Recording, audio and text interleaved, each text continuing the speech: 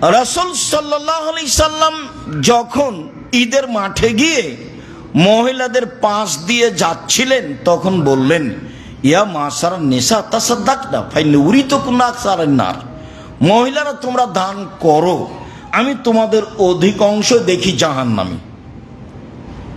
জাহান্নাম বলতে নারী আর নারী, জাহান্নামের অধিকাংশ মানুষই নারী। তো তোমরা দান করো মানে জাহান্নাম থেকে বাঁচার পথ, একবারে সরাসরি পথ। দান করো বেঁচে যাওয়া। তোমরা তো জাহান্নামের অধিকাংশ মানুষই নারী, তোমরাই বাঁচবা কিভাবে? দান করো। আর আল্লাহ রাসূল যখন ওই কথাটা বললেন যে বিচারের মাঠে মানুষ আল্লাহর মুখামুখি কথা বলবে, তখন কোনো দোভাষী থাকবে না, তখন কোনো অন্তরাল থাকবে না।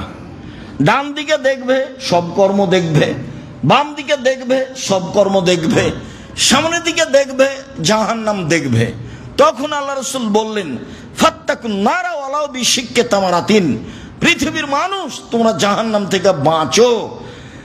খেজুরের বীজের উপর যে একটা সাদা সামান্যতম ছাল থাকে, সামান্যতম একটা সাদা ছাল থাকে, ওই ছালের সম পরিমাণ হলেও দান করে জাহান্নাম থেকে বাঁচো।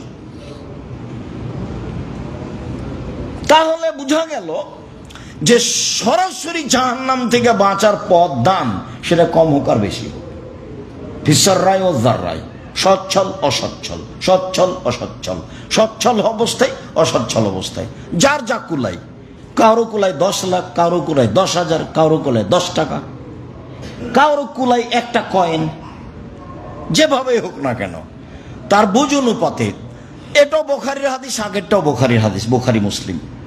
মানে বাঁচো জাহান্নাম থেকে এইভাবে।